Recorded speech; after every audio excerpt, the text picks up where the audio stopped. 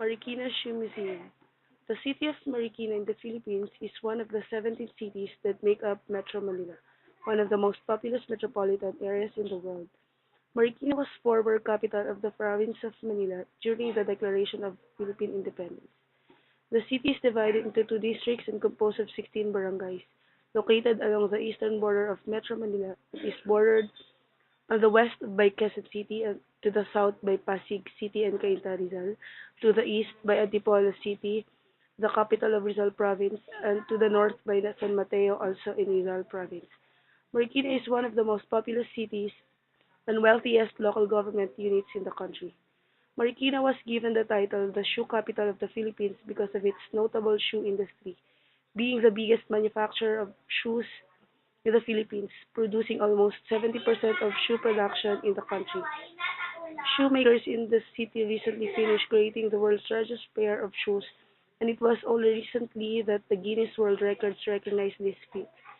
It's just fitting that Marikina City, being popularly known as the shoe capital of the Philippines, houses the Shoe Museum, or else you could find an annual Zapatos Festival, a fully motorized running high-heeled giant shoes in the middle of the river and home of the world's largest shoe than in Marikina.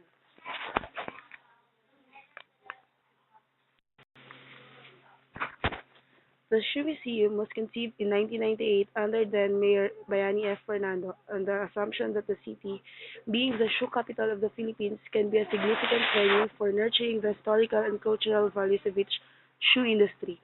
It was opened in February 16, 2001.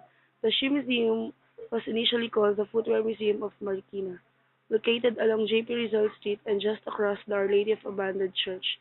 It stands in a building that once wore many hats, as a former Spanish arsenal, a detention cell during the Philippine-American War where General Macario Sakay, one of the leaders of the Katipunan, was held, and a motor pool for American soldiers.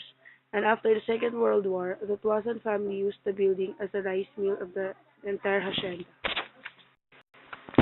Shoemaking is a striking manifestation of Mariqueños' industry, creativity, passion, and entrepreneurial spirit. The Shoe Museum captures these traits and, in the process, firmly establishes Marikina's preeminent place in the country's shoemaking industry.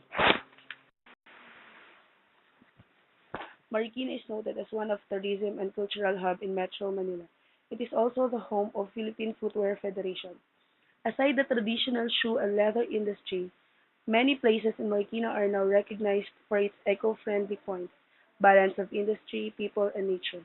Among these, the residence satisfies the basic services and transparent governance of the city. The city features typically many spacious parks, museums, tree-lined streets, bike lanes, traffic signs, crossings, walkways, churches, and gated houses and commercial establishments. Despite the latter, most of the city is classified as residential and industrial. The city also considered as one of the healthiest and livable cities within the Asia Pacific, awarded Hall of Fame for its cleanest and greenest city, most awarded city in Metro Manila, and most competitive city in the Philippines. The people of Marikina are amongst the most disciplined in the Philippines. Del de Guzman is the incumbent mayor of Marikina City.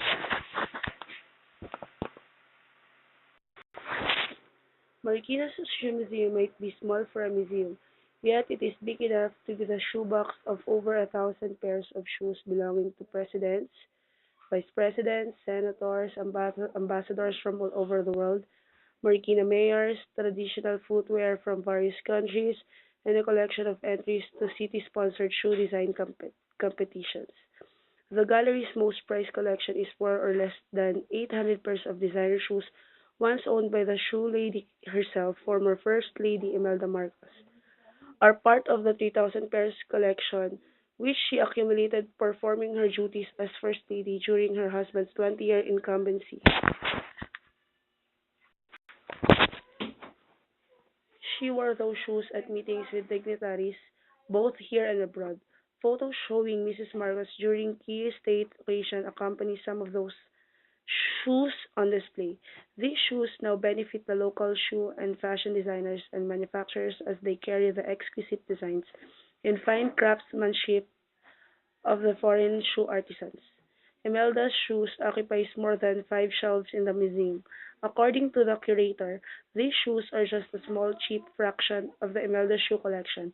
The more luxurious ones are still inside the Malacanang Palace. The main industry that Marikina is famous for, shoemaking, began in 1887 through the pioneering efforts of Don Laureano Capitan Moy Guevara. Capitan Moy started experimenting with shoemaking when the soles of his own imported shoes broke. For want of a shoe repair shop nearby, he tried to fix his shoes. At that time, only the Chinese located in Manila were engaged in shoe repair and manufacture. Maricanos were already engaged in the limited production of slippers and clogs, or bakya, even before the coming of the Spaniards. Capitan Moy separated the different parts of his shoes, studying closely the intricacies of how the shoe was put together. Tiburcio Bushong Eustaquio, a wooden clog maker, made a pair of shoe lasts for Capitan Moy to help him his experiments. The tools used in making the first Marikina shoes were borrowed from blacksmiths in Marikina and Pasig. Capitan Moy, after several unsuccessful attempts, succeeded in making the first pair of Marikina shoes. When Capitan Moy died, he left Marikina a legacy, a source of livelihood for its people. Today, the House of Capitan Moy is the sentrong pangkultura ng Marikina.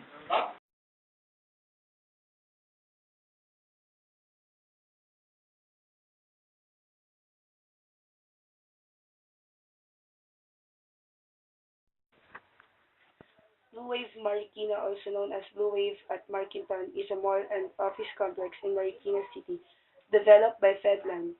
It sits on a 2 hectare site just off the Sumulong Highway and the northwest corner of the intersection with Mayor Gil Fernandez